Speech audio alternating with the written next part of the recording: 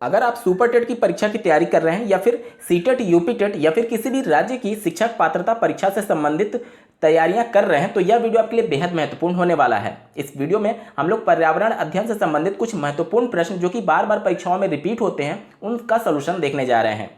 इस वीडियो को आप खुद के आकलन के लिए भी इस्तेमाल कर सकते हैं। इस वीडियो के अंत में आप कमेंट करके जरूर बताइएगा कि कुल 15 प्रश्नों में से आपके कितने प्रश्न सही हो रहे हैं। चलिए वीडियो को प्रारंभ करते हैं। पहला प्रश्न पूछा गया है, वायुमंडल में सबसे ज़्यादा पाई जाने वाली तीसरी गैस कौन सी है। जैसा कि आप बचपन से पढ़ते आ रहे होंगे, वायुमंडल में सबसे ज़्यादा मात्रा में नाइट्रोजन पाई जाती है और दूसरे नंबर पर ऑक्सीजन आता है। प्रश्न में आपसे पूछ रहा है कि तीसरी ऐसी गैस का नाम बताइए जो कि पर्यावरण में वायुमंडल में सबसे ज़्यादा पाई जाती है। आपके ऑप्शंस दिए गए हैं, पहला आर्गन गैस, दूसरा कार्बन डाइऑक्साइड, तीसरा हीलियम और चौथा ओजोन। इसका सही उत्तर हो जाएगा ऑप्शन नंबर 1 आर्गन गैस। यह एक निष्क्रिय गैस भी होती है। तो वायुमंडल में तीसरे नंबर की गैस जो सबसे ज़्यादा मात्रा में उपस्थित है वो है आर्गन गैस। अगला प्रश्न है, वायुमंडल में आर्गन गैस की प्रतिशत मात्रा कितनी है। तो यहाँ पर आपके ऑप्शंस दिए गए हैं, पहला 0.03%, दूसरा 0.04%, तीसरा 0.95% और चौथा 0.93%। तो वायुमंडल में आर्गन गैस की प्रतिशत मात्रा है ऑप्शन नंबर 4 0.93%। इसका सही उत्तर हो जाएगा।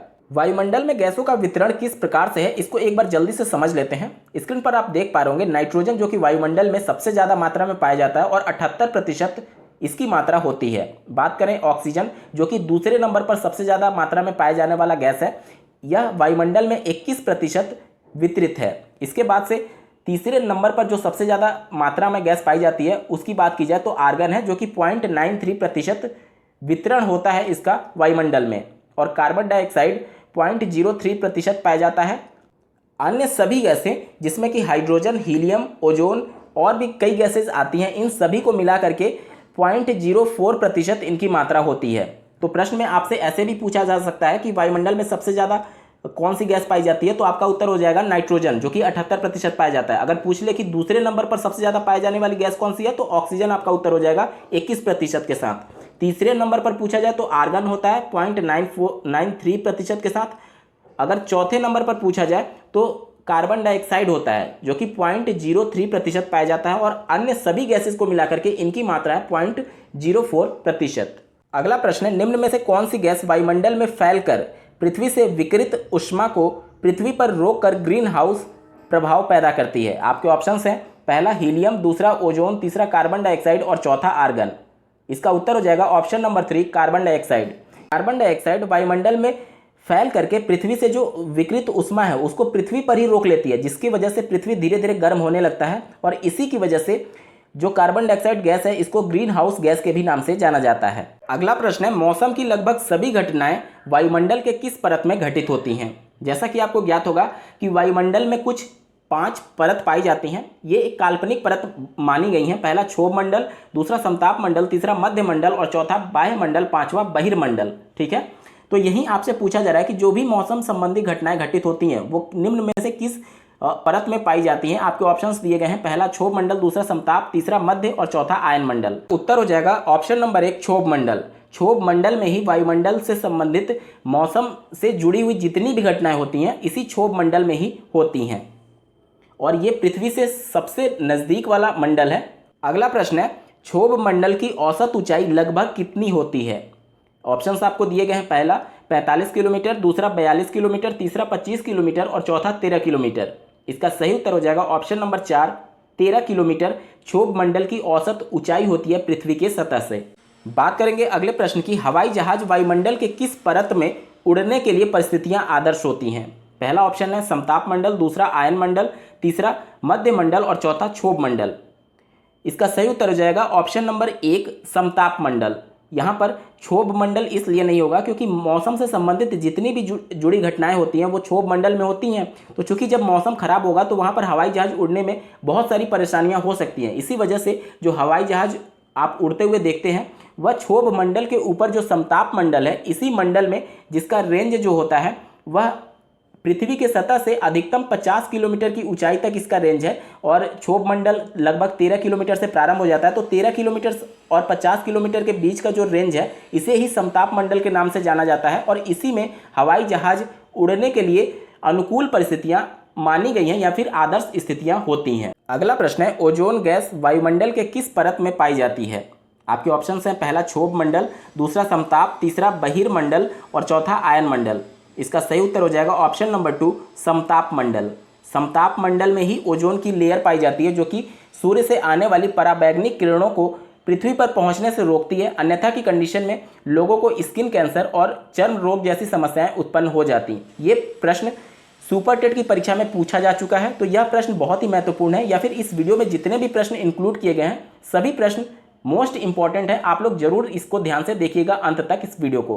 दोस्तों, अगर आपको इस वीडियो से थोड़ी बहुत भी हेल्प मिल रही हो तो इस वीडियो को जरूर लाइक करिएगा और अपने दोस्तों में भी ज़्यादा शेयर करिएगा। और अगर पहली बार चैनल पर विजिट किए हैं तो इसको सब्सक्राइब जरूर कर लीजिएगा, क्योंकि सुपर टेट, यूपी टेट और सीटेट से संबंधित तैयारियां यहां पर इस चैनल के माध्यम से कराई जाती हैं। अगला प्रश्न है, बाह्य मंडल में बढ़ती ऊंचाई के साथ तापमान पर क्या प्रभाव पड़ता है? पहला ऑप्शन है घटता है, दूसरा बढ़ता है, तीसरा अत्यधिक तीव्रता से घटता है और चौथा ऑप्शन दिया गया अत्यधिक तीव्रता से बढ़ता है। यहाँ पर मैं बता दूं कि जब भी आप पृथ्वी से ऊपर की तरफ जाएंगे तो तापमान धीरे धीरे घटने लगता है, लेकिन बाह्य मंडल की बात की जा रही है। बाह्य मंडल में ही आयन मंडल इसका एक प्रमुख भाग होता है। यहाँ पर ध्यान से समझिएगा, जो 5 मंडल होते हैं, सबसे पहले क्षोभ मंडल, उसके बाद से समताप मंडल, तीसरा मध्य मंडल और चौथा बाह्य मंडल। और बाह्य मंडल में ही एक पार्ट आयन मंडल का भी होता है, और जो सबसे ऊपरी मंडल होता है उसको बहिर्मंडल के नाम से जाना जाता है। कुछ बुक्स में आपको अलग अलग मिलेगी, लेकिन जो चीज़ें मैं बता रहा हूँ वो एनसीईआरटी की बुक के माध्यम से स्टैंडर्ड जो पढ़ाई जाती हैं वही चीज़ें बता रहा हूँ आप लोगों को।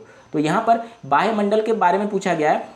आप अगर पृथ्वी से सतह से ऊपर जाएंगे तो तापमान घटेगा, लेकिन बाह्य मंडल एक ऐसा मंडल होता है जिसमें जब आप ऊपर की तरफ बढ़ेंगे तो यहाँ पर टेम्परेचर जो होता है वो तीव्रता से बढ़ता है, ना कि घटता है। तो यहाँ पर ऑप्शन नंबर 4 अत्यधिक तीव्रता से बढ़ता है सही उत्तर हो जाएगा, और ये उत्तर सिर्फ बाह्य मंडल के लिए सही होगा, क्योंकि पृथ्वी से जब आप ऊपर चलते जाते हैं, जैसे कि पहाड़ों पर चढ़ेंगे, तो आपको ठंडक महसूस होने लगती है, यानी कि तापमान घटता है। लेकिन बाह्य मंडल एक ऐसा मंडल है जिसमें जब आप ऊंचाई पर जाएंगे तो आपका जो टेम्परेचर है वो तीव्रता से बढ़ता है, ना कि घटता है। इस वजह से ऑप्शन नंबर 4 अत्यधिक तीव्रता से बढ़ता है इसका सही उत्तर हो जाएगा। अगला प्रश्न है, आयन मंडल वायुमंडल के किस परत का एक भाग है? अभी पिछले प्रश्न में हमने इसके बारे में चर्चा भी की है। आपके ऑप्शंस दिए गए हैं, पहला समताप मंडल, दूसरा बाह्य मंडल, तीसरा क्षोभ मंडल और चौथा मध्य मंडल। तो आपका उत्तर हो जाएगा ऑप्शन नंबर 2, बाह्य मंडल का एक भाग आयन मंडल होता है। अगला प्रश्न है, बाह्य मंडल का क्षेत्र पृथ्वी की सतह से कितनी ऊंचाई पर होता है? यानी कि बाह्य मंडल का रेंज पूछा जा रहा है आपसे। पहला ऑप्शन दिया गया 80 से 120 किलोमीटर, दूसरा 80 से 300 किलोमीटर, चौथा 80 से 500 किलोमीटर और तीसरा ऑप्शन आपको दिया गया है 80 से 400 किलोमीटर।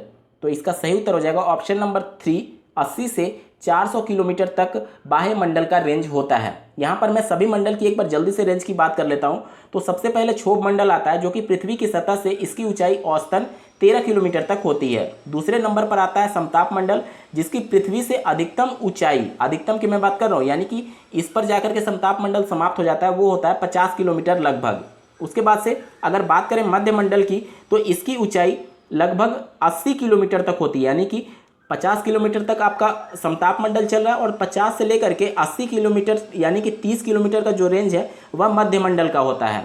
वहीं बात करें अगर बाह्य मंडल की, तो 80 किलोमीटर से लेकर के और ऊपर 400 किलोमीटर तक इसकी रेंज होती है बाह्य मंडल की, और 400 किलोमीटर से लेकर के ऊपर तक पूरा वो सब होता है बहिर्मंडल का रेंज होता है। प्रश्न में आपसे बाह्य मंडल की रेंज पूछी गई थी, तो ऑप्शन नंबर 3 80 से 400 किलोमीटर आपका सही उत्तर हो जाएगा।